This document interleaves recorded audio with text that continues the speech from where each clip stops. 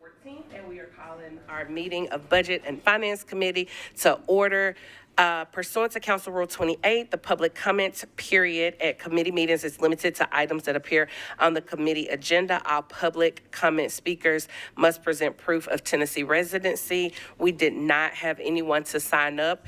We do have a brief message from our water department, so I'm going to recognize Mr. John Honeysucker in the back.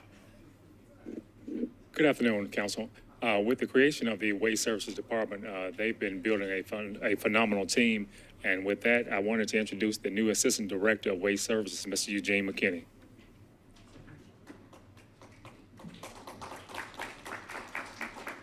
Good evening, and thank you for allowing me just to say good evening. I'm happy to be here. Thank you. Thank you and congratulations and welcome to the team. We look forward to working with you. And next, I have a very brief acknowledgement from MNPS. Today, there was a press conference from MNPS where they shared with us that they did receive a federal grant for $15 million over the next 5 years to expand four additional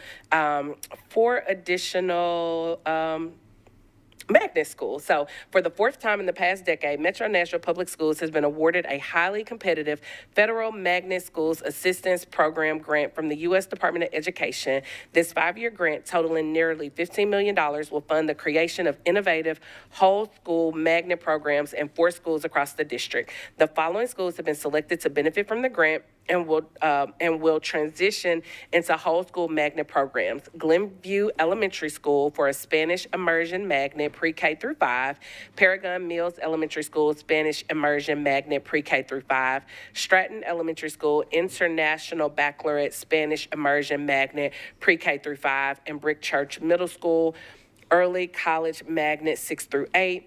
These schools were chosen based on their high potential for reducing minority group isolation and improving socioeconomic diversity. The goal is not only to enhance opportunities for the students already attending these schools, but also to attract new families interested in these specialized programs. So with that, we just wanted to congratulate MNPS and just remind everyone when we invest in our public schools, it's always a really good return on our investment. So congratulations to MNPS. And with that, we will go ahead and go into our agenda. Oh, I also wanted to acknowledge that today is Indigenous Peoples Day. So I just wanted to make sure that we lift that up and acknowledge those that were here before us on this land. And with that, we'll start the agenda. The items that we have marked for consent are for consideration of consent are RS 2024-775. RS 2024-777, RS 2024-778, RS 2024-779, RS 2024-780, RS 2024-781, RS 2024-783, RS 2024-784, RS 2024-785, RS 2024-786, RS 2024-787, RS 2024-788, RS 2024-789, RS 2024-790, RS 2024-793, RS 2024-794, RS 2024-795, RS 2024-796.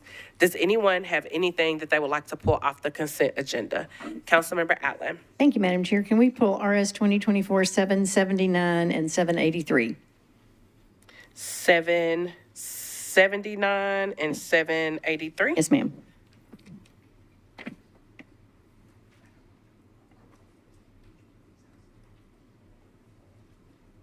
Okay, those are pulled off the consent agenda. Does anyone have anything else they would like pulled? Excuse me. All right. Seeing none, I'll go ahead and start reading those captions.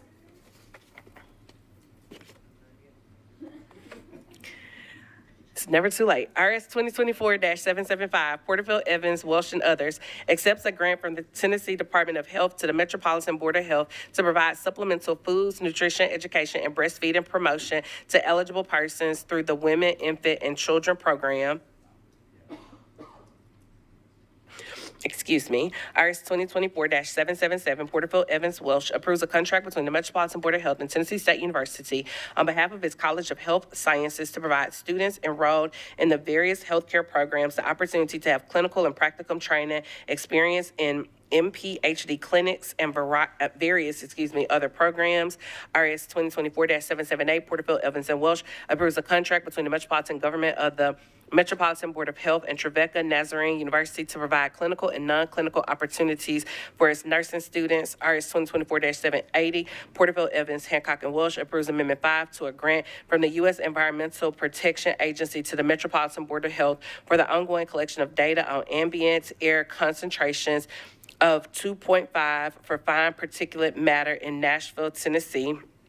RS 2024-781, Porterfield Evans, Welsh, and Bradford approves Amendment 5 to a grant from the U.S. Department of Health and Human Services to the Metropolitan Board of Health to provide for the prevention, surveillance, diagnosis, and treatment of HIV/AIDS and to administer a minority AIDS initiative program. RS 2024-784, Porterfield, Welsh, and Ewing accepts the terms of a cooperative purchase and master agreement for performing arts apparel, instruments, furnishing, storage, and related services for the Nashville Public Library. RS 2024-785, Coupon, Porterfield, Welsh, and Allen accepts an in-kind grant from Boyle Investments Company doing business as Capital View to the Metropolitan Board of Parks and Recreation to add a commissioned mural on the existing retaining wall at the Dog Park and Frankie Pierce Park. RS 2024-786, Cash, Porterfield, Welsh, and Allen accepts a grant from the Hillsborough West End Neighborhood Association to the Metropolitan Board of Parks and Recreation to provide funding for the annual maintenance and repair costs of the mosaic sea serpent sculpture, The Dragon, at Fannie Mae Dees Park. RS 2024-787, Cap Greg, Porterfield, Welsh approves an application for a Transportation Alternatives Program grant from the Tennessee Department of Transportation to the Metropolitan Board of Parks and Recreation for construction of the Opry Mills Greenway Connector, providing a vital link between the Stones River Greenway and Cumberland River Greenway to the Opry Mills Entertainment, Retail, and Hospitality Campus. RS 2024-788, Porterfield authorizes the Metropolitan Department of Law to compromise and settle a personal injury claim of Yasmin McKinney against the Metropolitan government in the amount of $17,186.94, and that said amount be paid out of the self-insured liability fund. RS 2024-789, Porterfield Evans approves a letter of acceptance for 2024 Homeland Security Grant funds by the Office of Emergency Management to the Tennessee Emergency Management Agency for Homeland Security District 5. RS 2024-790, Porterfield Evans approves a letter of acceptance for 2024 Urban Area Security Initiative Grant funds by the Office of Emergency Management to the Tennessee Emergency Management Agency for Homeland Security District 5. RS 2024-793, Benton, Porterfield, Gamble, and Parker approves an intergovernmental agreement by and between the State of Tennessee Department of Transportation and NDOT for the repair of existing pavement failures and resurfacing of 2.624 miles of Franklin Limestone Road, State Project 19 SAR 1-S8-019. RS 2024-794, Porterfield, Parker, Hancock, and others accepts a grant from the State of Tennessee Department of Environment and Conservation to the Metropolitan Department of Water and Sewage Services Waste Division to continue curbside collection of food scraps for participants in the food scrap pickup pilot program. RS 2024-795, Cash, Porterfield, Parker approves a backflow testing agreement between Metropolitan Department of Water and Sewage Services and Vanderbilt University to permit Vanderbilt to test, maintain, and to report backflow testing results for backflow devices on Vanderbilt University property. RS 2024-796, Porterfield authorizes the Metropolitan Department of Law to compromise and settle the property damage claim of Michelle Evans against the Metropolitan government in the amount of $22,920.88, with the said amount to be paid out of the self-insured liability fund. Is there anything that anyone would like to pull off consent? Councilmember Johnston. My apologies. I need to pull 746 because I need to move my amendment. Okay. Oh, I didn't read that one, so you're good. Thank you. Oh. I don't think I did 746. Well, if I did, 746 is not on consent, so I gotcha. Did anyone else want to pull anything?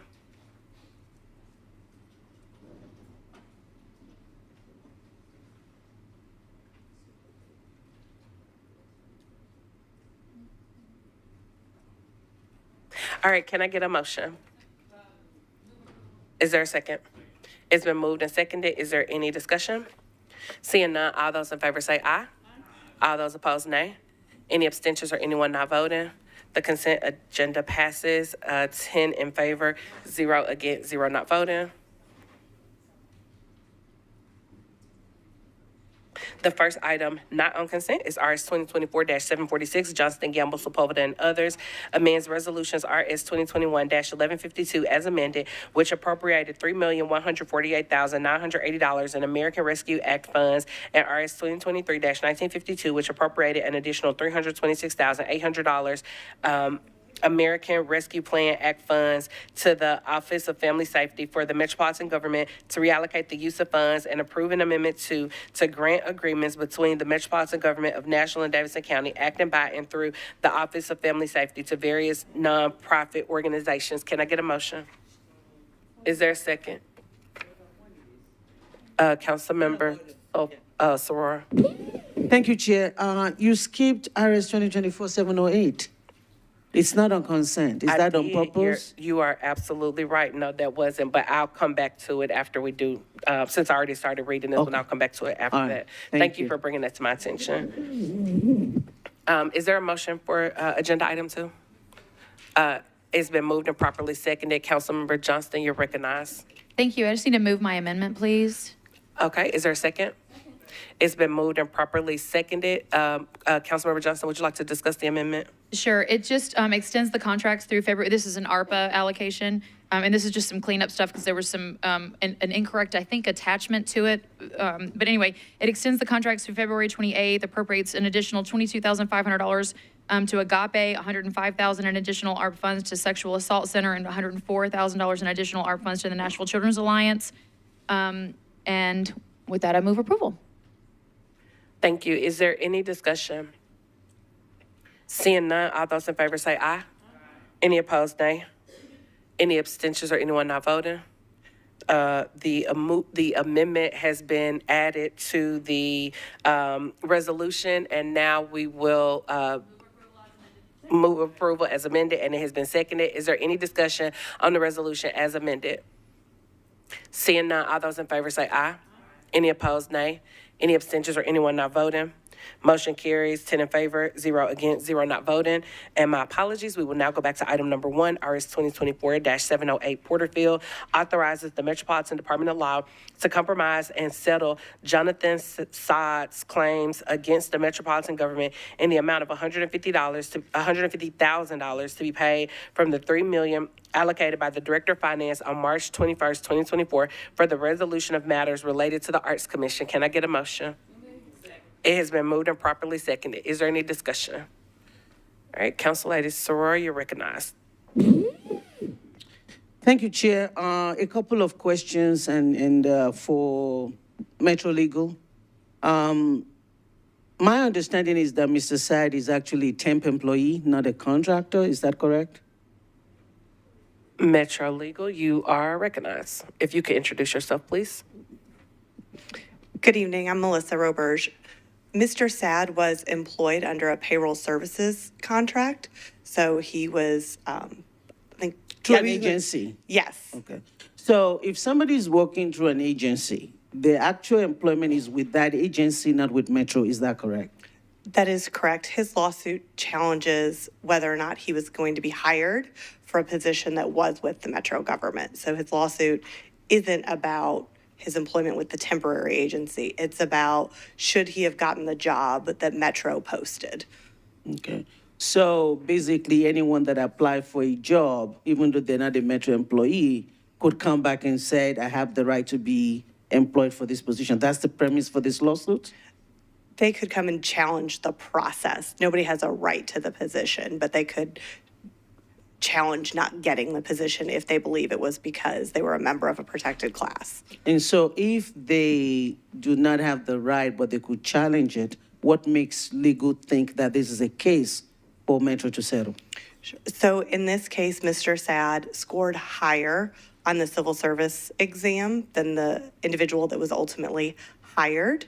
And so he would argue that he was more qualified than she was, and the sort of hurdle to get to trial isn't very high.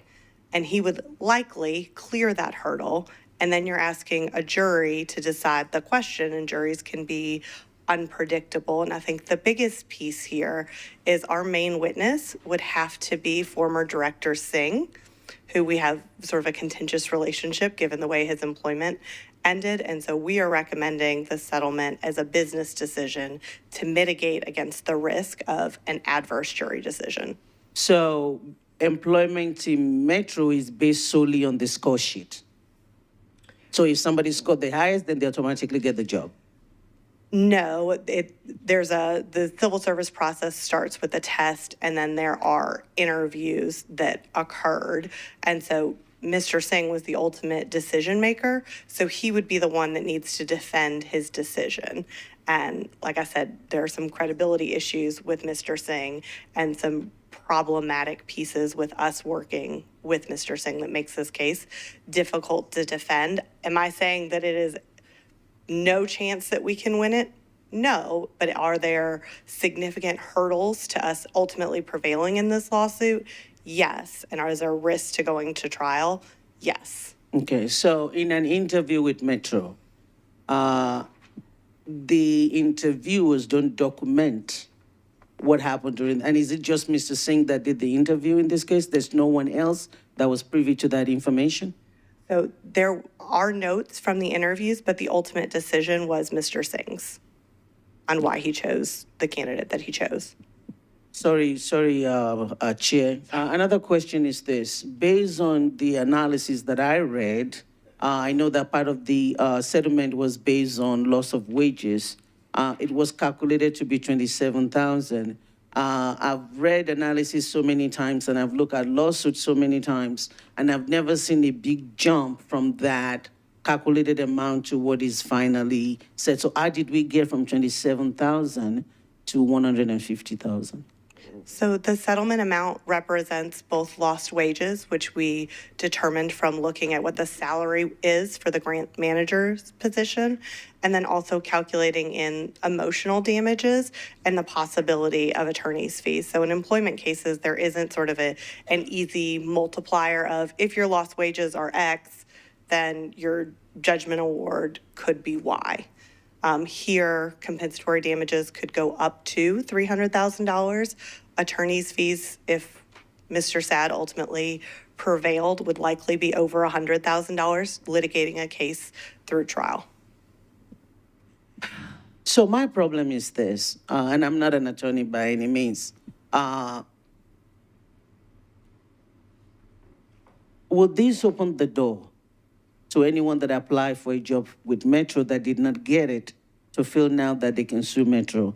And would legal then be like, especially if the person that they interview with is no longer with Metro, are we laying a precedent where we're now just saying anyone that applied for a job and don't get it can now sue Metro? Is that what there is a risk here, so what's your thought on that? I don't think that we are setting that precedent. Actually, in September, I finished a 5-day jury trial with an individual who had applied to the police department and wasn't allowed to continue. That resulted in a defense verdict. This is really a unique set of circumstances here with the situation with Arts and Director Singh. I don't think you find that kind of combination where we've settled employment claims with a former director like we have here. So I don't think that this is setting a precedent. I do think that this is a unique situation, and the legal department's default is to litigate cases and take them to trial if necessary. Thank you. I honestly feel like this is setting a bad precedent, and I think that even if we're going to settle, I think the amount is way too high. We have another case under consideration here where somebody actually died, and we're offering $125,000. And then for this lawsuit, legal is proposing $150,000. So I'm going to be voting no. I hope that we reject this and let legal look at it again, and if they want to bring it back, bring it with a lesser amount, if they felt compelled to do so. But I think 150,000 for this case, only because Singh is not here. That is the only reason why we're settling, based on everything that I've heard. I don't think that's good enough reason for me. So, thank you, Chair. Thank you, Councilmember Soror. Would anyone else like to be recognized? We'll do committee members first. So I'll go to Councilmember Gamble, and then I will go to Councilmember Parker, and then Councilmember Coopin. Councilmember Gamble, you're recognized. Thank you, Chair. Just to follow up on the amount that has been settled, can you give us Metro Legal, some information on how you came to that amount? And what is that, how is that significant with this case?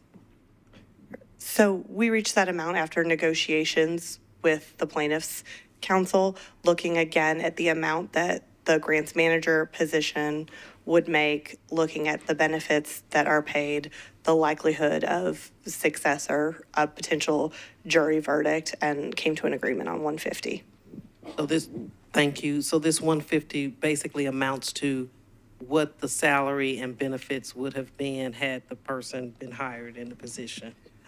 That was part of the calculus. The other part would have been the compensatory damages and the possibility of attorney's fees and mitigating against that risk. What would be the potential total if this would go to trial and we lost? So compensatory damages could be up to $300,000. At this time, because we haven't taken his deposition, I don't want to tell you that they would be near the upper end of that, but that's certainly the limit. Attorney's fees, taking a case through trial would easily be $100,000. Thank you. Thank you, Chair. Thank you, Councilmember Gamble. I just want to follow up for clarity. Would that be up to $300,000 for compensatory and then another $100,000 for fees? So we're looking at least 400, possibly at least 400,000. Plus the back pay amount, which continues to accrue up through the date of trial. And Mr. Sad has also asked to potentially be reinstated, which is the preferred remedy under the statutes. So if he was successful, he could ask the court to reinstate him to the Arts Commission. And with this settlement, we have agreed to a no reapplication provision. So Mr. Sad would not be permitted to reapply to Metro. Okay, thank you. Councilmember Parker, you're recognized. Thank you, Chair, for recognizing me, even though I'm not a committee member. So it seems like Metro's biggest concerns about this complaint are the employment, the not hiring of the complainant. And there's kind of two alleged reasons for the non-hire, which is retaliation for whistleblowing and discrimination. Can you speak to which of those Metro is more concerned about? Because it seems like it's not both, it's one of those, or? I think both are concerning, and they both have sort of different standards that would be applied with the discrimination in particular. That is that sort of low bar that we were talking about to clear. And so I do think it's likely that the case would go to trial, at least on the discrimination claim. Again, the qualifications of the individual who ultimately got the job in Mr. Sad are, she did not score as high as he did. So we're talking about a jury question. Well, you know, for those of us who've been following art stuff, I mean, it's stated in the complaint that, you know, the complainant did not feel like his application was seriously considered despite currently successfully performing. And, you know, that period, and we're talking about the second round of hiring that I'm referring to in the complaint here, which is the July 23. I would not characterize the management of the grants program within Metro Arts to be successful or effective in that time period. You know, earlier in the complaint, it reads that this complainant had sort of lost the confidence of the director. He was not being included in meetings, things like that. You know, I don't, a reasonable person, a jury member perhaps, in that context, would not, in my view, necessarily think that it's reasonable to expect a full-time position of grants manager when you're serving that function. And I mean, we've spent the last 16 months kind of cleaning up a mess that was created from that process not working well. So I don't know that I feel confident that I just don't think a reasonable person in that context could say, well, I really felt like I'm the guy for this job when like the director's not including me in meetings and the grants cycle is complete disaster. I don't see that. I think this sort of highlights some of the challenges that this lawsuit may have. The complaint is just the beginning. And so Mr. Sad will have the opportunity to take depositions, ask for documents, go through interrogatories. We'll obviously have that same opportunity, but his spin on it will be he was left out of meetings because he was complaining about those same processes.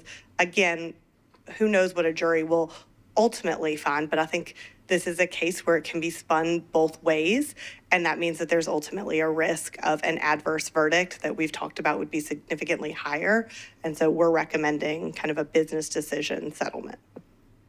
I understand legal's position there. I mean, for us, and I know everybody's kind of ready to turn the page on art stuff, and this might also feel like an opportunity to do some of that, but I have some real concerns. I don't read this complaint, and I know there's more information out there. We haven't seen anything from Metro's side in terms of filings. There's no motion to dismiss. There's no response of any kind. It's just this recommended settlement.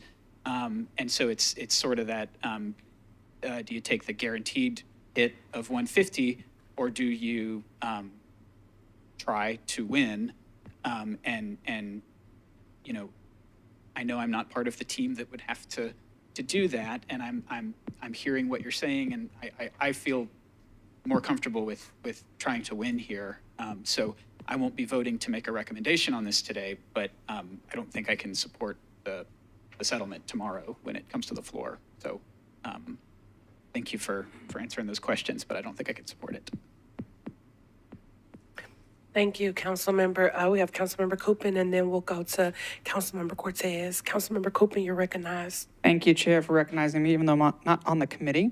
And I would echo all that has been said before. I very much appreciate our legal department and the hard work that you put into this case, and recognize the position that you're in, and probably would make the same recommendation if I was in your shoes as well. So I understand where you're all coming from. I share kind of the questions and concerns that have been answered so far. I'm not going to reiterate them. We talk about Director Singh potentially being a problematic witness. What have we done to verify that? Have we spoken with him? Have we tried to get a sense of where he is? Is he, still mad at the Metro government, or is he super happy that he got a settlement and is ready to move on? Do we have a sense of where he is? We're making some assumptions based off that. Legal, you're recognized. We haven't had the opportunity to talk to him since this lawsuit has been filed. He is a party to the lawsuit. So I think that's another layer to all of this.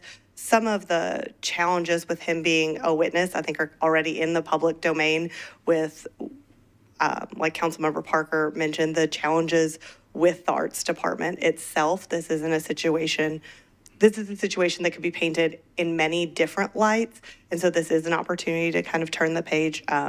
So I guess I would say with regard to Director Singh, the challenges with him being a witness are probably you all are very familiar with.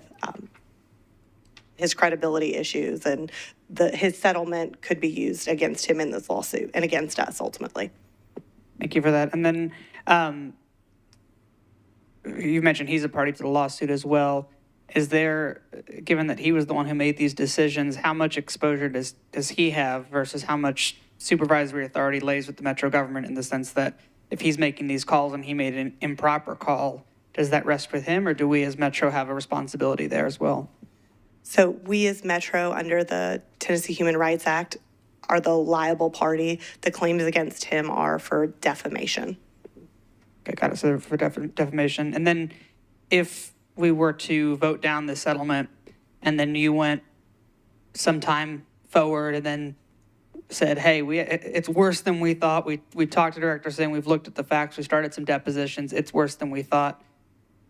You know, we want to come back and try the settlement. Are you able to do that, or if we vote no, it's got to go all the way through?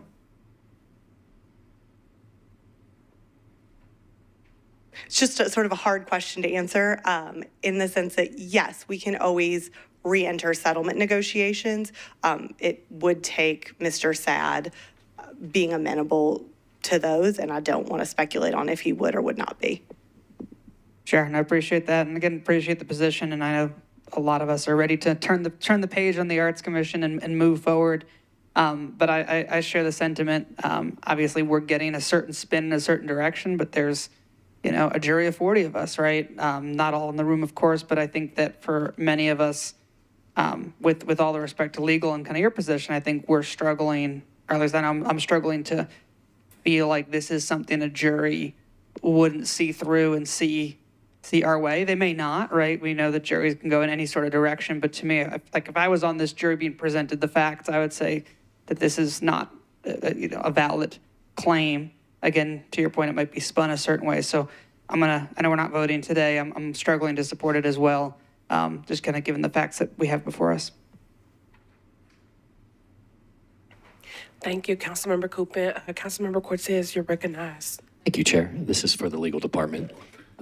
If you took the test out of this, would this individual have a claim, or is that the main crux of what they're arguing? The test is certainly part of it. I think that he would still have a claim because of his level of experience. And so the way the legal framework sort of goes is there's these different burdens. And so you start with him just having to clear this very low bar of, I'm qualified for this job and I'm a member of a protected class. And then the burden shifts to us. Well, why didn't he get this job? And we have our reasons. And then it shifts back to him to say, well, those reasons don't really mean anything. And I think that's where this gets really complicated, and you get to those jury questions about, is it because of discrimination or is it because of something else? And we don't have the witnesses, or we're not aware of the evidence right now to support it was something else, it wasn't discrimination. You may not be able to answer this, but do we quantify how much this test weighs in on the hiring process? Do we know it's 10% of it? Is it 50% of it? My understanding is it's sort of the first stage in the process. And then from there, depending on who is qualified, the department can choose from that list to create the interview pool and then make the ultimate selection. Okay. Thank you. Thank you, Councilmember Cortez. Councilmember Allen, you're recognized.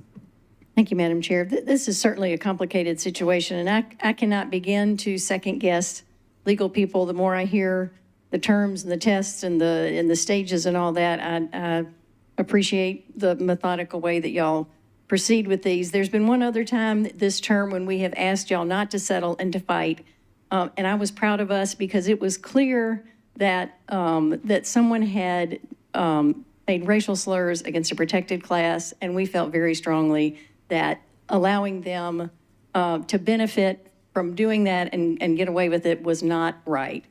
This is so much messier. We're not sure who was wrong about saying what to who and all that, and so it's not as clear to me that it's an issue of standing up for Metro saying we protect people who should not be discriminated against, because we've lost track of who's discriminated against who. So I come back around to the turning the page thing. Metro Arts so desperately needs to move on and to start providing money to artists so that they can beautify this city. And I have a hard time seeing how protracting this and allowing more statements to be publicly made will be beneficial in that process. So as much as I don't like the messiness, I respect the thought process that y'all have gone through, and I will reluctantly support this because I don't think there's a better path forward. So thank you for explaining it to us. Thank you, Councilmember Allen. Did anyone else want to be recognized? Okay, I did have one question. In the complaint, it said that Director Singh had asked is it Sad or Saad? Saad, I believe. Saad, okay. So in the complaint, it said that Director Singh had asked Mr. Saad to stay on for a period of time to train his replacement, and that he would get paid 4 months of severance pay. And then it went on to say that Mr. Saad stayed on from December to January, and then he was terminated abruptly. Do we know if he got that 4-month severance packet? He did not. And that's sort of one of the claims that we do think we have strong defenses to. Again, our concern with this lawsuit is on that hiring decision in December of 2023. Okay. Okay, so I will be, just for transparency, I'm abstaining today, but I'll be prepared to vote for this tomorrow. I have a little more research that I want to do with regards to the information that we recently received with the complaint and some of the documents that I want to dig through a little bit more. So just for transparency, I know people hate it when people abstain, but I'm going to abstain today, and I'll be prepared to vote tomorrow. Is there any additional discussion? Seeing none, all those in favor, please raise your hand, because I know it's going to be split. 1, 2, 3, 4. We have 5 in favor. All those opposing, please raise your hand. We have 2 in opposition. We have 7. Anyone abstaining? So that's 2 of us. And then we only have 9 people right now. So that's 5 in favor, 2 against, and 2 not voting. So motion is approved. The next item is RS 2024-774. Porterfield authorizes the Metropolitan Department of Law to compromise and settle the claim of Beth York, as next of kin of Jacqueline York, deceased against the Metropolitan government in the amount of $125,000. And that said amount to be paid out of the self-insured liability fund. Can I get a motion? Is there a second? It has been moved and properly seconded. I know we have some questions on this. I have questions on this. So do we have someone from, I guess, would it be the Sheriff's Department that will be able to come and speak to these? Okay, thank you. If you can come up to the podium. And if you could introduce yourself, please. Yes. Good evening. My name's Karen Fentress, and I am one of the administrative counsel in the Sheriff's Office, here to hopefully answer your questions. Okay, thank you. My first question is the supervisor that did not, the supervisor that told the other employees not to report the condition that the inmate was found in at that time.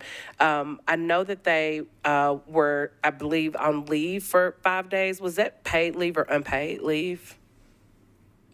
It's discipline, so it's unpaid. Okay, thank you. And then did that supervisor get any additional training? Yes. I also have the training that he complied with and finished in the year that this event took place. So in 2022, he had all his required training. It was not recommended that he attend further training as a part of the discipline, but he is subject to training annually. All DCSO employees have to submit to 40 hours of training. And as it pertains to this incident, that lieutenant underwent suicide intervention and response training in the year of this incident, suicide awareness training, and general officer de-escalation techniques for mental health inmates. So that was done in 2022. I don't know that it would be followed up this year or the next year because he had already undergone it, but it wasn't recommended as a part of the corrective action. Thank you for sharing that. Do we know why? I understand that this individual had already had the training, but obviously they made a poor choice. I would say that there was a mistake made, and he was disciplined for it. Training is one of the things that the agency utilizes to mitigate things of this nature happening again. And we also rely on the critical incident summaries and briefings that happen after incidents like this so that all officers and involved employees can learn from it. That occurred after this incident. Training, discipline, and that critical incident review are three core things that we establish to prevent these types of incidents from happening.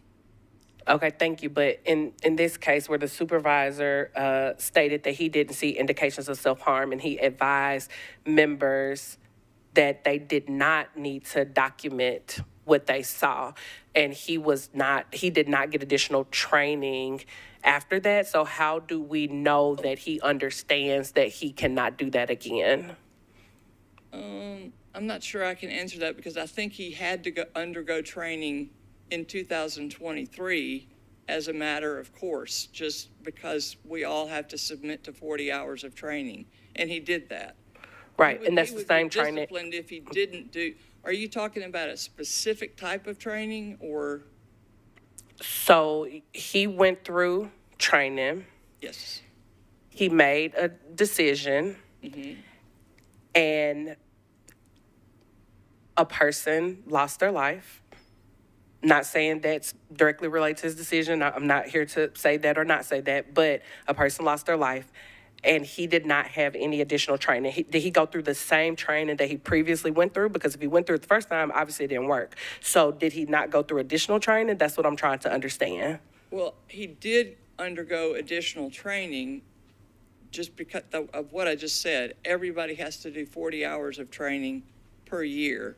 And supervisors undergo a different type of training than just a general officer or a corporal.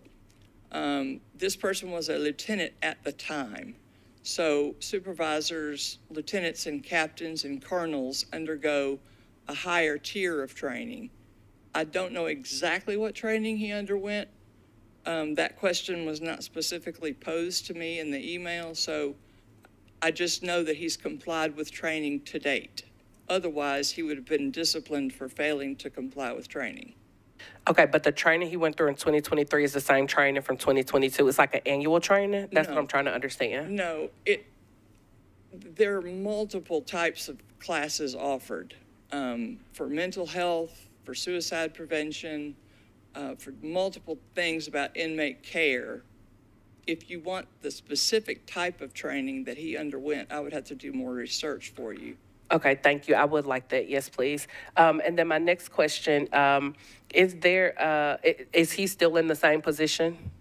No, he, since 2022, he has been promoted and he is a captain. Okay.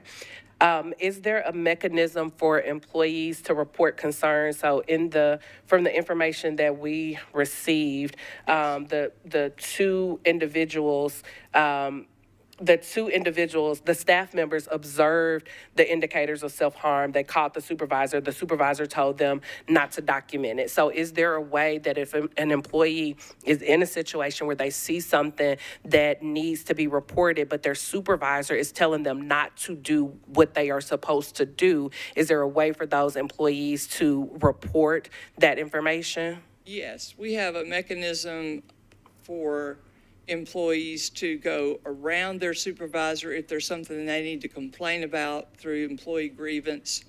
We also have a platform that's called a SARE, which stands for Sensitive Access Incident Reports, where if I want to complain against my supervisor and I'm afraid to go to him or her or they, I have a vehicle to do so, and it protects the employee. And all employees know that they have that access available to them. And it's electronically available on a platform. Everybody can submit that type of report if need be.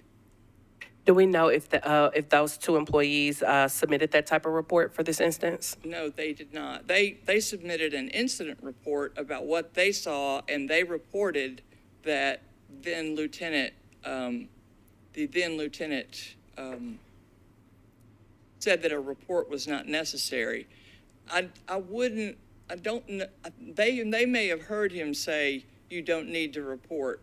I think it was also said that he said it's not necessary to write an incident report. And granted, that was a mistake. That's why he was disciplined. Okay, thank you. And then I have one question for legal, and then I'll open it up to other committee members. Can we speak a little bit about why these types of settlements don't come from departments? And I'll preface that question. If something happens and this is coming out of this self-insured fund and it's not really having an impact on the department, like what is the teeth behind making sure that departments don't continue to make the same types of mistakes? And if you could introduce yourself, please. Sure. Allison Bussell. I'm the Associate Director over the Litigation Division. And I, along with Andrew McClanahan in my office, were the lawyers that negotiated this settlement. So I think the best way I can answer the question is that's how we've always done it. We historically have litigation funds, self-insured fund, judgments and losses fund that you're all aware of, and those are funded for the purpose of, being able to pay judgments and liabilities. And, we have risk analysis and actuaries make sure that those funds are sufficiently funded to be able to cover our potential liabilities. In some instances, the departments do have to, take a hit, so to speak. For example, in Ms. Roberge's case, if there were a judgment in that case or a settlement in that case, a portion of that would be attributed to wages would come from the operating funds of the department with settlements that are just purely compensatory damages and there is no wage component. It has just been Metro Nashville practice, certainly as long as I've been here, which is a long time at this point. It's been Metro's practice to fund those judgments and settlements out of either the self-insured liability fund or the self-insured liability schools fund or the judgments and losses fund, depending on the type of case. So I am not aware of anything that requires it be done that way. I just know it's always how we've done it, and the law department certainly plays a role in ensuring through our reserving process that those funds are sufficient to cover the potential liabilities in each of those cases. I suspect that might be a more cumbersome process if you're having to provide that kind of risk management through each individual department. I could see from a practical perspective, I'm not an accountant, but I've dealt with enough operational mechanisms to know that could probably be pretty clunky.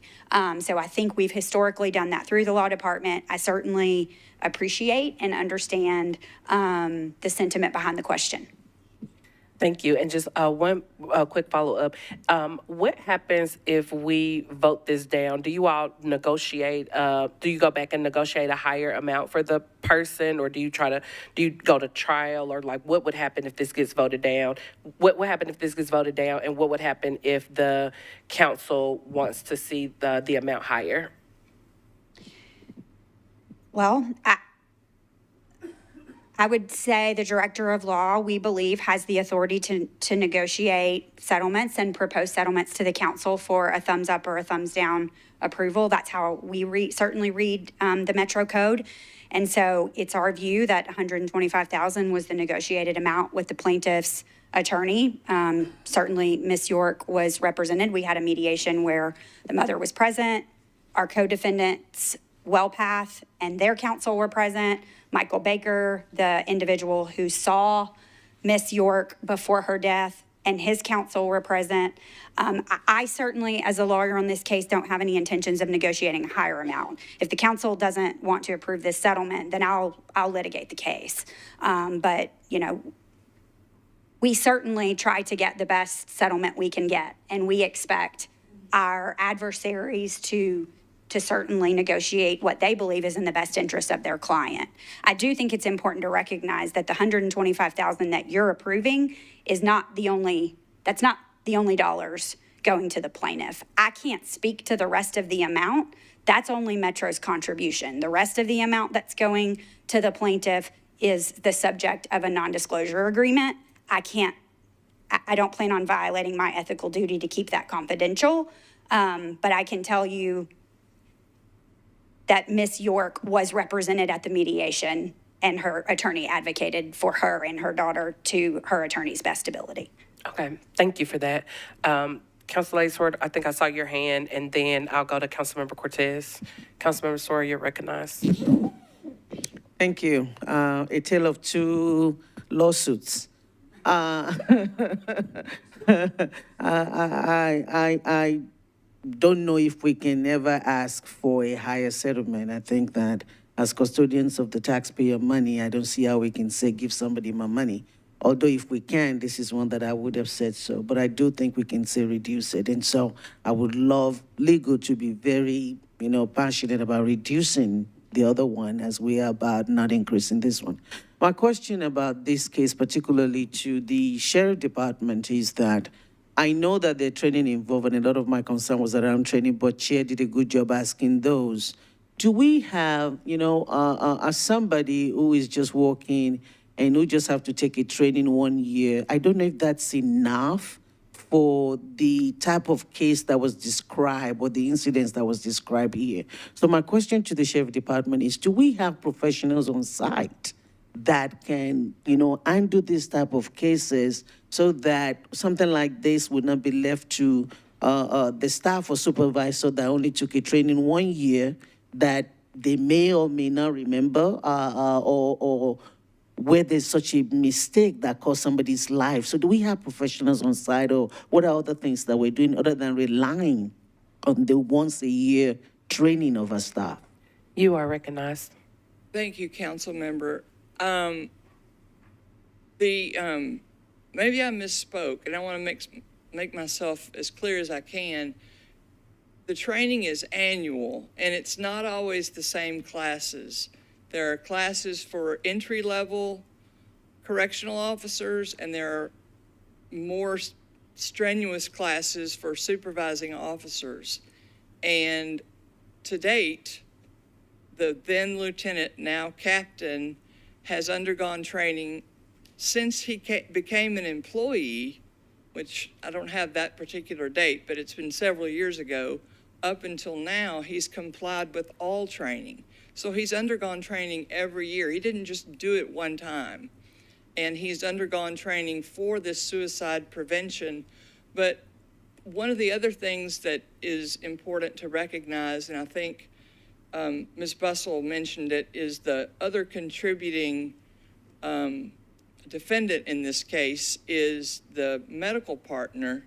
And the lieutenant in this case reported the day after to the medical partner, made the referral, and then they saw Ms. York prior to her death and reviewed with her, multiple things.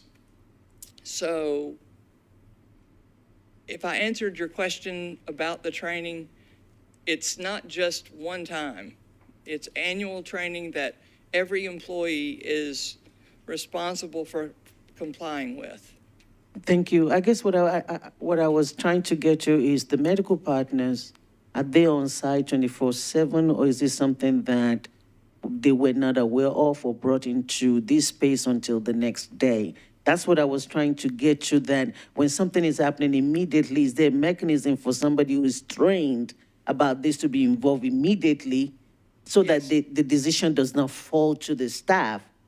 Yes, and part of my answer to that is why the lieutenant was disciplined and came away from being disciplined without, he lost pay because of it, and there was corrective action. It's not that the agency did not respond. He was disciplined. Let me ask you this way, and then I'm going to let it go. Are there medical professionals on staff 24/7. I'm not talking about just the jailers and the supervisor and all of that. The people that saw this lady the next day, do they only come 8 to 5? Well, that's what I'm trying to get to, I please. can't answer the question about whether the medical professionals are there 24/7 because they do not work for the sheriff's office. They work for WellPath, the partner, and they answer to the Department of Health. They don't answer to the sheriff's office. They are separate from this agency, from the sheriff's agency. Do we have someone from the Department of Health that can answer that question?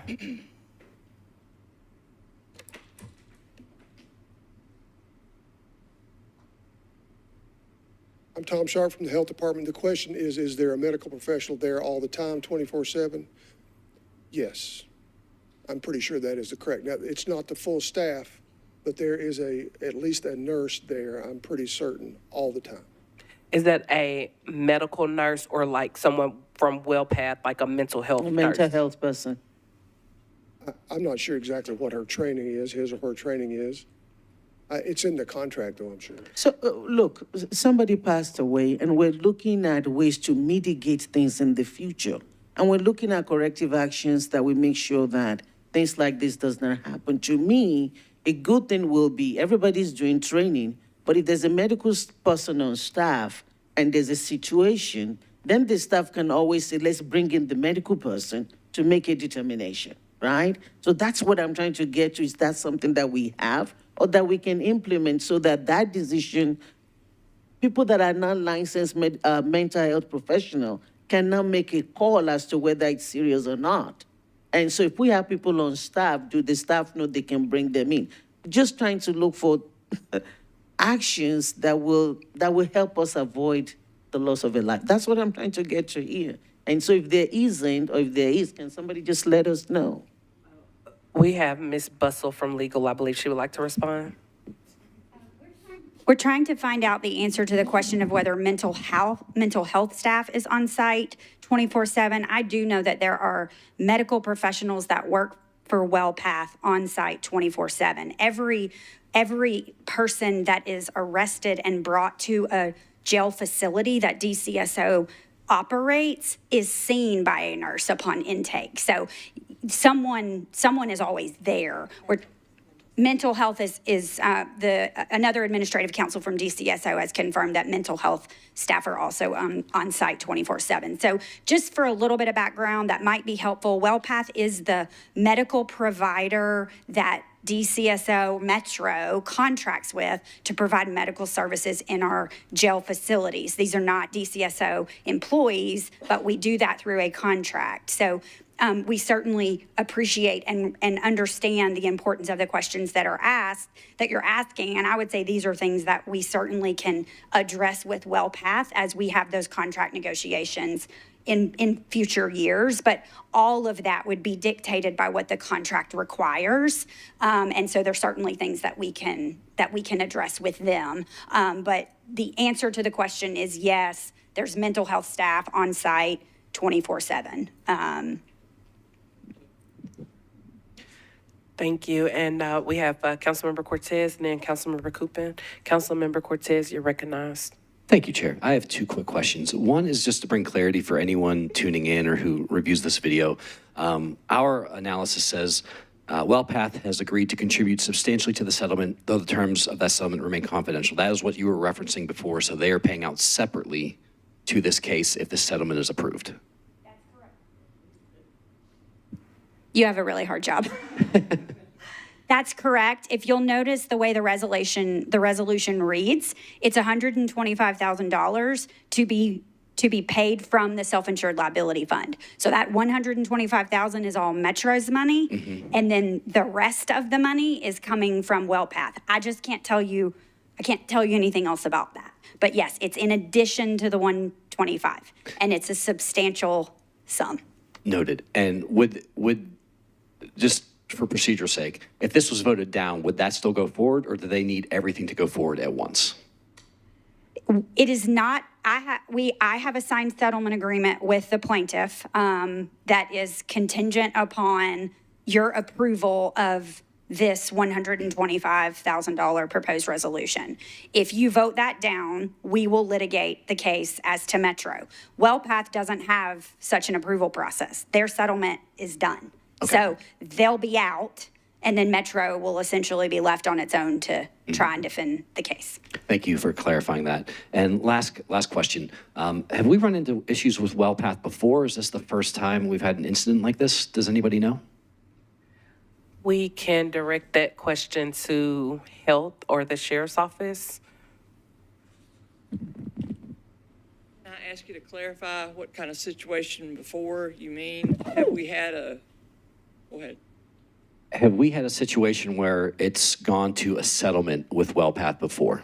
I believe there have been situations like that, but I think legal may be in a better position to answer that, where there's been a settlement that's split. Yes. Ms. Bustle? Yes, I'm trying to remember back. I mean, the answer is yes. The answer is, in a correctional facility in a city the size of Nashville, you're going to have critical incidents. It's just the nature of the work that those people do. You've got intoxicated people. It's a difficult population to provide medical care to. Extreme mental health issues. So yes, I can think of one settlement numerous years back that involved an individual. Now there was a force incident that resulted in a settlement. I believe WellPath was also part of that.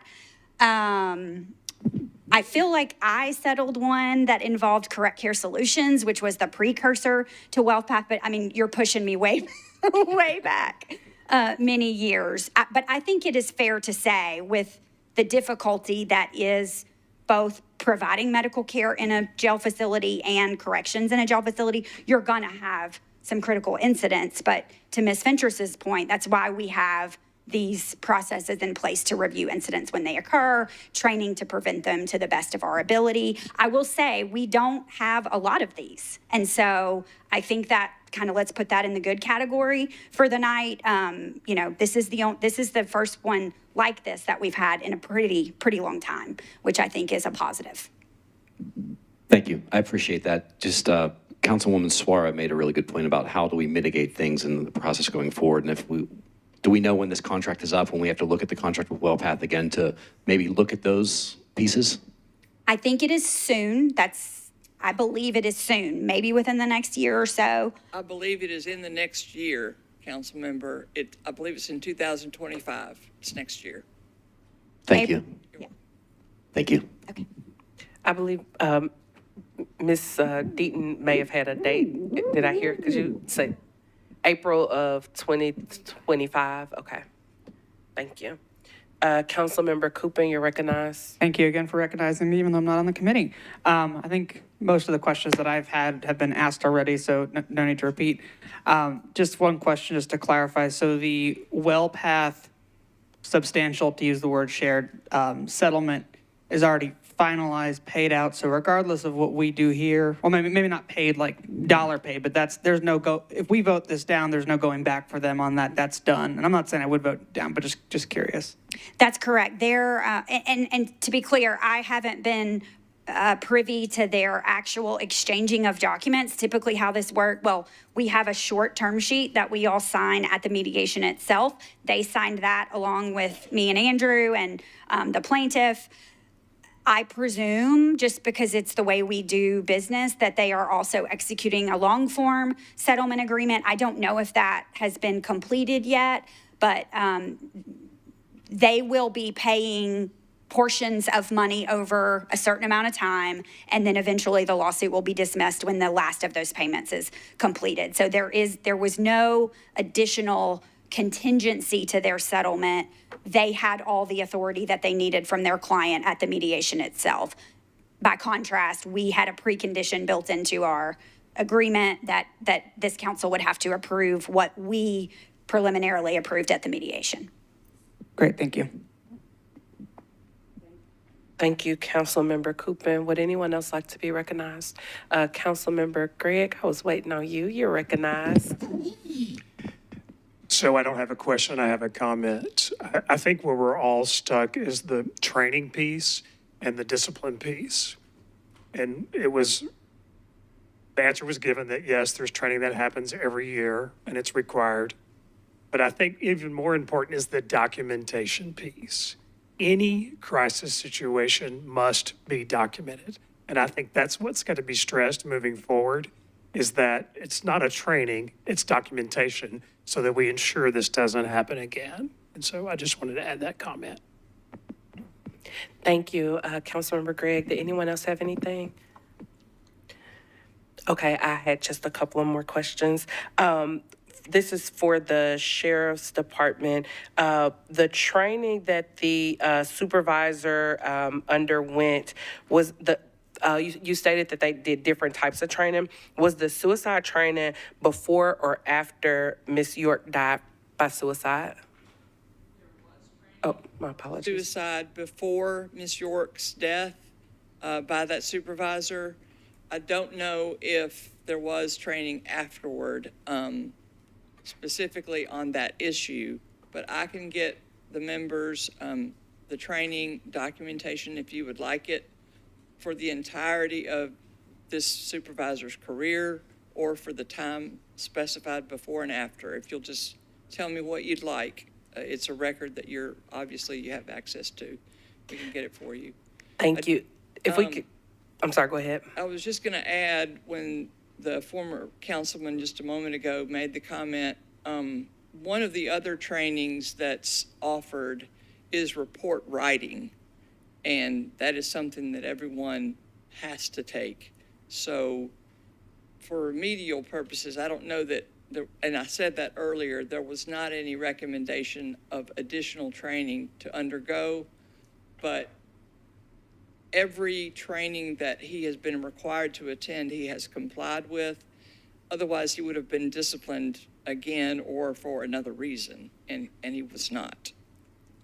Thank you for sharing that. I think where some of us may be getting hung up, or I can only speak for myself, but where I'm getting hung up is it seems to keep going back to discipline, but discipline without remediation doesn't solve a problem, right? So it's like incarcerating someone without rehabilitating someone. It doesn't do anything. We just put somebody in timeout. So I hear that you're saying that he has, received these trainings, but if he received a suicide training prior to this individual losing their life by suicide and the same decisions were made, then maybe that training was not effective. So maybe we need to look at a different form of training, or maybe we need to look at if that person needs additional training, because this just can't happen. This can't happen. My next question, in the information that we received, it said that in the days and months leading up to the meeting, and this was the meeting with the mental health, with WellPath. So when Ms. York told WellPath that her medication wasn't working, WellPath said to tell them at the next visit. And this said, in the days and months leading up to this meeting, Ms. York and her mother had made numerous complaints that the medication was not working. Do we know if those complaints were made to the sheriff's office, or were those complaints made to WellPath, or was it both? I know it was WellPath. Ms. Bustle, you're recognized. It was to WellPath. That's what that comment means. It means that she was talking as part of her health care process. She was communicating those things. Okay, thank you. And then my last question, we mentioned that the contract is up with WellPath. Do we know if, are we putting out RFPs to consider other providers? I don't know much about WellPath, but looking at their Google reviews is not great. Obviously, we're not using Google reviews to be in contract with someone, but looking at them, they're not great. So are we thinking about RFPs? Are we thinking about other providers, or are we looking at? That's the regular process, yes, Chairperson. It's every time there's a contract up for review, the RFPs or requests for proposals are sent out. And because it's not until next April, that's still in process, and I don't believe they've gone out quite yet. Okay, thank you. Is there any other questions or comments? All right, seeing none, if we could do this by show of hands, all those in favor, please raise your hand. 1, 2, 3, 4, 5, 6, 7.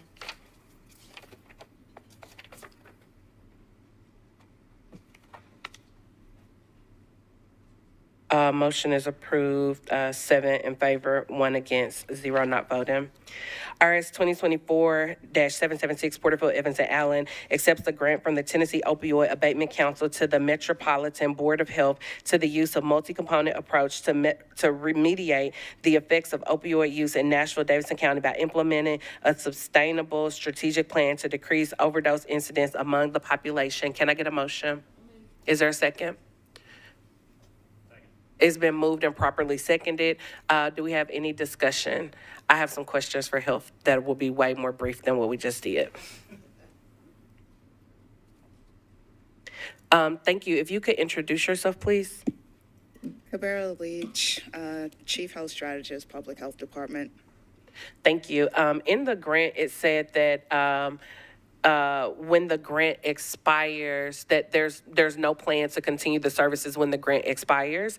And obviously, we have to continue to address the opioid crisis. So what is Health's plan to address this when the grant expires? Yeah, that should be actually corrected because if you look at the actual grant application itself, it does go into detail within the application that other funding will be sought either through reapplying through the abatement funds or allocating funds from the opioid settlement money as well as other avenues. If this is supposed to be a proof of concept that we are filling the gaps in the opioid care delivery system, and hopefully going forward, this could be something that we would like to see funded by local dollars as well. So in the contract, on the grants tracking form, it says plan for continuation of services after expiration of grant, and it states project is totally grant funded and will cease upon expiration of the grant. So are you saying that is incorrect? That is not, the answer to that is yes, if the grant, yeah, I'm going to say that that's incorrect because what will happen is that we, like you said, do not want to discontinue these services. So the plan right now is that when these funds expire, we will be looking for further funding, whether through reapplying through the abatement fund or through reallocating funds from the opioid settlement funds. So do we need to defer this to get that corrected? If you would like, that we're fine with that, with it being deferred so that it can be corrected. Okay. Does the administration want to, do y'all have anything to, okay. Can I get, does anyone have an appetite for a deferral motion? It's been moved for a 1 meeting deferral. Is there a second? It's been moved and properly seconded. Is there any discussion on the 1 meeting deferral? Seeing none, all those in favor say aye. Any opposed, nay. Any abstentions or anyone not voting? Motion carries 7 in favor, 0 against, 0 not voting for a 1 meeting deferral. Thank you. The next item that was not on consent is RS 2024-779 Porterfield, Evans, Hancock, and Welsh approves Amendment A to a grant from the U.S. Environmental Protection Agency, EPA, to the Metropolitan Board of Health for the ongoing collection of data on ambient air concentrations for fine particulate matter in Nashville, Tennessee. Can I get a motion? Is there a second? It's been moved and properly seconded. Is there any discussion? Councilmember Allen, you're recognized. Thank you, Madam Chair. I have a late filed amendment that's not ready yet, but I will move it tomorrow in Public Health and Safety that just changes the language in the caption and in the bill to better match the summary that's in the grant description. So we have two here that both talk about particulate matter, and this particular one actually is not the one that does particulate matter. That's the one that I left on consent. This one actually specifically says that it supports activities to protect air quality so that it achieves established ambient air standards. And that's just a more general term that includes monitoring other things as well as other stuff. So I just was trying to figure out why we were doing the same thing twice in two different things, and we're not, and we should be more, I think, accurate in our description. So I can't move the amendment because it's not out there yet, but I would be moving to the next one and just wanted to explain that in budget. So I guess with that, I'll move for approval and talk more in health and safety tomorrow. Thank you. Is there any additional discussion? Seeing none, all those in favor say aye. Any opposed, nay. Any abstentions or anyone not voting? Motion carries 7 in favor, 0 against, 0 not voting. The next item is RS 2024-782, Porterfield, Evans, Walsh, and Bradford. Approves amendments 2 and 3 to a grant from the U.S. Department of Health and Human Services to the Metropolitan Board of Health to provide for the prevention, surveillance, diagnosis, and treatment of HIV/AIDS to administer Minority AIDS Initiative Program. Can I get a motion? Is there a second? It's been moved and properly seconded. Is there any discussion? Councilmember Soror, you're recognized.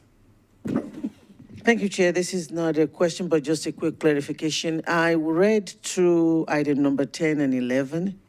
The description is exactly the same.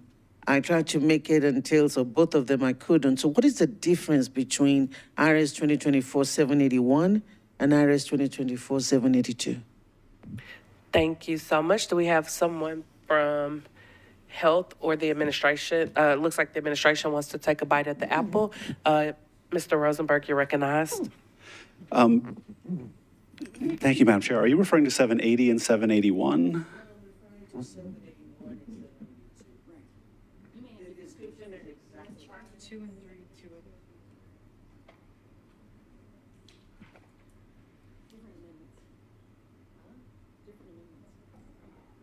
It's different amendments. Number 10 is approves Amendment 5, and number 11 approves Amendments 2 and 3.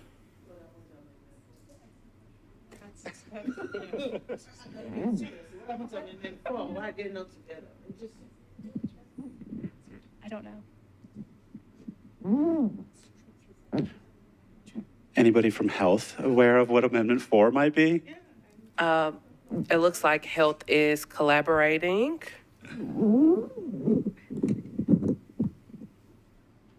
We'll roll that to the hill, and while people do their due diligence, we'll come back to that one. Let's go on to number 12, RS 2024-783, Porterfield, Evans, Welsh, and Allen approves Amendment 1 to a grant from the National Association of County and City Health Officials to the Metropolitan Board of Health for youth and community violence prevention action teams to support new and or existing youth and community violence prevention. Can I get a motion? Is there a second? It's been moved and properly seconded. Is there any discussion? Councilmember Allen, you're recognized. Thank you, Madam Chair. I think we're all excited about anything we do for violence prevention, and I just wondered if somebody could talk about what has been done with this money. This goes from July of 24 to November, so we're into it already. And what are we doing with it? Thank you so much. Health, you're recognized. Hi, Cabrera Leach, Health Department again. Yeah, so they've used this to form the Community Violence Prevention Action Team, and they've been meeting or the goal of this is to create a tool for planning their approach to prevent youth violence and community violence over the next 1 to 2 years. They've been working on deepening relationships between community-based organizations, the local city council and the health department. The action team itself actually contains at least one council member, Councilmember Evans, Aaron Evans. And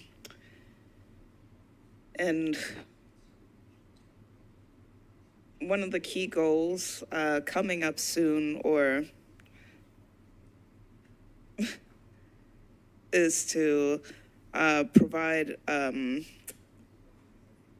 a resolution to the city council with input from the village and other key partners to influence the criteria for selection of the new health department director, as well as making sure that we're continuing to have a commitment to community ownership and oversight of the process. I believe that somebody from the village actually came to our Board of Health, our last Board of Health meeting in September, to take part in that and actively engage in terms of our selection of a new director of health. We are continuing to engage with our key partners and, again, other community-based organizations, as well as people with lived and living experience of youth violence within the community, as well as working with the village, again, Metro Council, and other previous awardees of this same grant to make sure that we have transparency in the grant-making processes and expectations and clarification around accountability and establishing a shared language when it comes to creating this tool. Yeah, are there any other questions in terms of what has been done? No, that's very helpful. I know we're all eager to see boots on the ground happen, and Yeah. it sounds like this is all the things we need to do to enable that. So I hope we'll get reports of that as well. Thank you so much. You're welcome. Thank you. Thank you, Councilmember Allen. Are there any additional questions? Seeing none, all those in favor say aye. Any opposed, nay. Any abstentions or anyone not voting? Motion is approved. 8 in favor, 0 against, 0 not voting. The next item that we have is RS 2024-791, Porterfield, Evans, and Welsh accepts a grant from the Nashville Police and Public Safety Alliance to the Metropolitan Nashville Police Department to purchase the Zen City Block-Wise platform to measure resident safety perceptions and trust in law enforcement through ongoing surveys to guide public safety strategies. Can I get a motion? Is there a second? It's been moved and properly seconded. Is there any discussion? I have questions. Chief Gilder, if you don't mind coming down.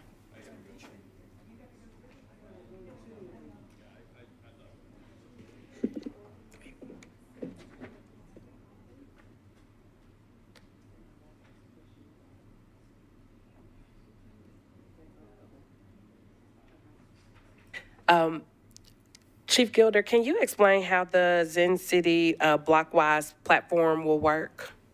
Sure. Chris Gilder, Metro Police Department. So Zen City is a service that provides community surveys, and they really are around several metrics: trust, transparency, public safety, and procedural justice. They target their surveys via that, so you can set them up multiple ways, and you can actually really kind of hone in on the community that you want to survey. It's pretty interesting. They can look at particular areas. You could set it up by council districts even. You could set it up by precincts. And my understanding is they do that a lot through advertising via, if you're scrolling through social media and you see an ad that solicits your input on the survey, that's one way they do it. The same thing through news feeds. Sometimes when you're scrolling through news, you'll see an ad saying, hey, we'd like to hear from you about this. And so it basically proactively seeks out folks to participate in the survey process. Thank you so very much. When I was researching this, I saw something that said, and I was trying to find it back here again, but it says something about also looking through emails and looking through social media posts to get the feedback. Do you have any knowledge of that? I don't have knowledge of that. I'm sorry. All right. Do we have any other questions? Councilmember Soror, you're recognized. Hey, Deputy Chief, how are you? I'm good. How are you? All right. So I'm in support of the survey. I don't have anything against it. My question, though, is that this survey is targeted to people that have a computer, that are online, that have email. That's how we're going to gather this information. And so how do we get the people that are not on the computer? Because I think if this is about building trust, I keep coming back to it has to touch the people that we really need to get their opinion. And so does this go beyond that, or how do we ensure that people that are not on computer, but we want to get their input, how do we make sure we get information from them? Yeah, sure. So it's not, I don't think you have to have just a computer and an internet connection per se. They really are looking at people that have these, and almost everybody is walking around with one of these. And so I think that's really probably the most penetration you can get into a community, short of knocking on a door, right? It's certainly better than what in the past we've had to do, which is where we, have our employees call up and say, look at phone numbers and call and trying to get somebody who's not at work at the time and say, hey, do you mind answering some questions? We want to know about your interaction with the officer. This is far better than that. Plus, they offer it in multiple languages. So I think it's just a more robust survey process than we could ever possibly conduct ourselves. Agreed. If it's going to be based on a cell phone, then you will get a lot more participation from that. So that's great. And would we be privy to how long would the survey take? Do we know how long it will go on for, and would we have, will this body be privy to the results of the survey? Yeah, so, yeah, we would be happy to share, I think the results of the survey. My understanding is it's for multiple surveys. So the contract is over the course of a year. That was one of the things is we want to make sure it's something that is beneficial, that we like. We don't want to enter into a multi-year, long-term type of contract. This is a grant, so it's no cost to us. There's no match.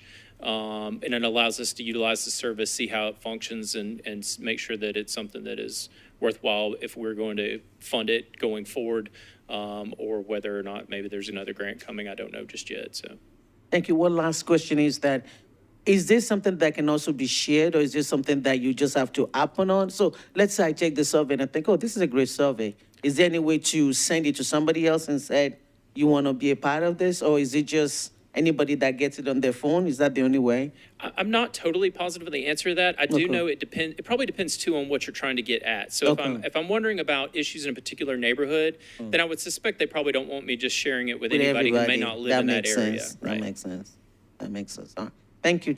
Thank you. Thank you, Councilmember Sora. Do we have any additional questions?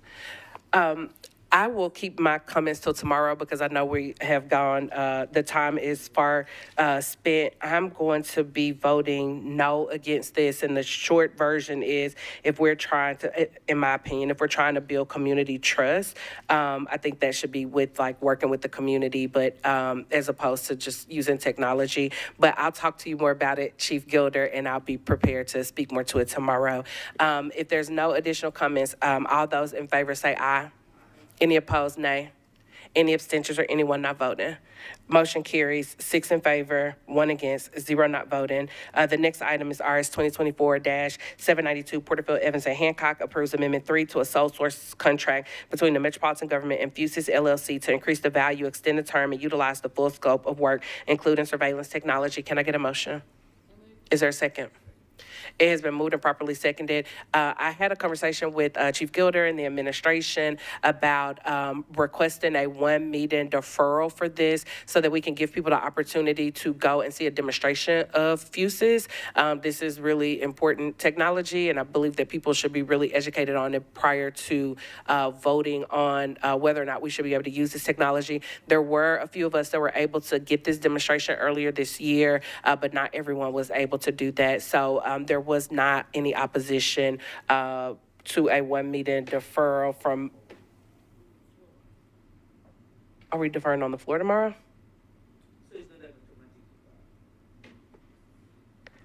Okay, Councilmember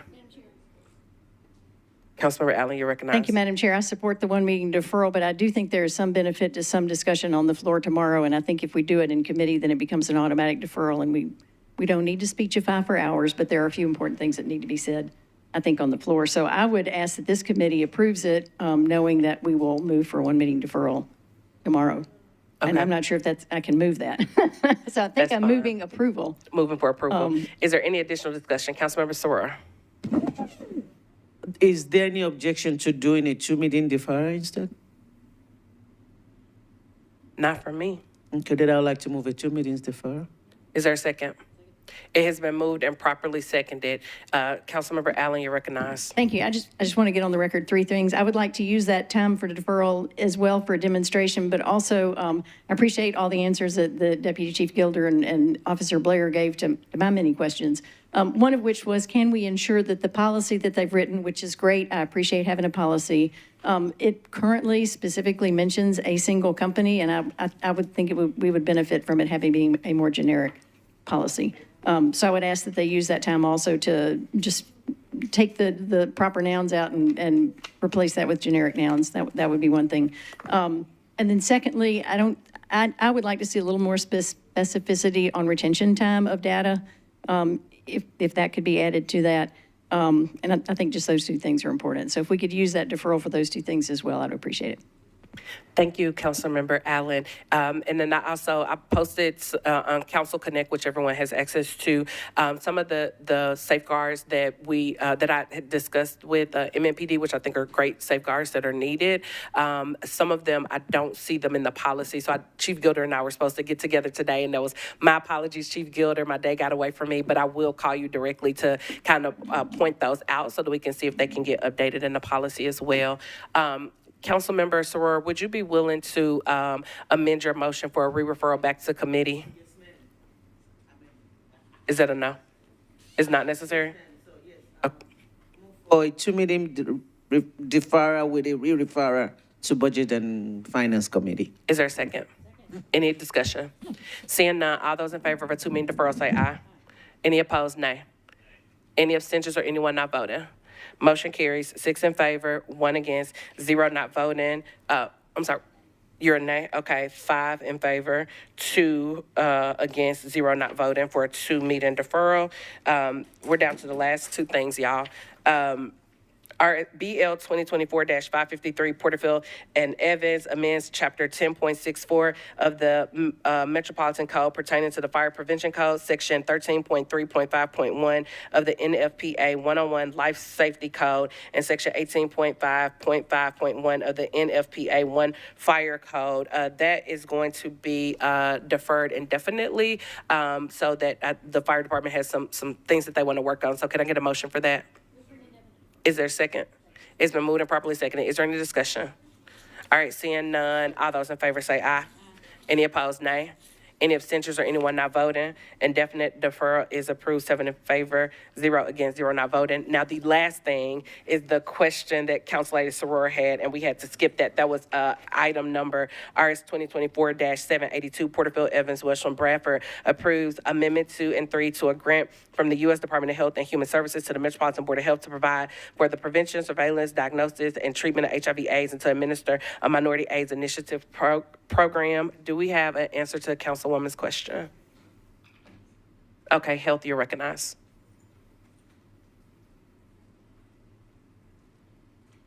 Good evening. I'm Beverly Glaze Johnson, and I'm the director of the Ron White Part A program at Metropolitan Public Health Department. So I'm happy to answer your question. The question was, what happened to Amendment 4? So what happened is that those funds were de-obligated because we had additional carryover money. And the way our grant works is interesting. It's a federally legislative grant. So it is the CARES Act. It is the law. And so when we have unspent dollars, then what we do is that we bundle those dollars and we ask for them in a carryover category, or what we call unobligated funds. So I hope that answers your questions, because it seems like, to me, based on what I read, it was concern about why, about those dollars that were carried over. Is that correct? Councilmember Soror, you're recognized. Thank you, Ms. Beverly. No, ma'am. I know about carryover funds. What I was asking is, we had 2 bills. One was about Amendment 5, and then the second one, which is identical, was about Amendment 2 and 3. And so my question was, what happened to Amendment 4? Was there an Amendment 4, or how was that dealt with? And I was just trying to piece it all together. So that was my question, not exactly the de-obligation or the carry forward in itself, but Okay. I was just trying to figure out, we have 2 and 3, and then we had 5. So that was my question. Okay, so yes, to your, the answer to your question. Yeah, yes, the funds were re-obligated. Does that make sense? It does. So was 4 the de-obligation and 5 the re-obligation? It was for the re-obligation. So what's 4? Yeah, that is 4. Okay, because I don't have that in front of me. I'm sorry. So It's okay. If you would please, before tomorrow's meeting, Okay. if you can send to us Amendment 1 does this, 2 does this, 3 does this, 4 does this, and 5 does this, and then we'll be good. You think you can get an answer now? I Yes, can tell you yes. exactly what it says. Amendment 1 corrects contract end from 2/28/24 to 2/29/24. They missed the date at the end of February. Amendment 2 obligates $3.8 million to previous total of $811,000 for a new total of $4,666,000. Amendment 3 removes reporting requirements due within 30 days of issuance of notice award. Amendment 4 obligates funding from previous grant year in the amount of $604,000 to the current grant year for a budget of from 3/21. This grant starts March 1st. 3/21 to 2/29/24, thereby increasing the grant fund to whatever. Amendment 5 deobligates $648,000 from a very long something number that I don't know what it means, for the purpose of carryover on the FY24 for a new total of $4.622865. It's a housekeeping maneuver to get the funds to line up, basically, is what those amount to. Thank you. Is there any additional discussion? Seeing none, all those in favor say aye. Any opposed, nay. Any abstentions or anyone not voting? Motion carries 7 in favor, 0 against, 0 not voting. Meeting adjourned.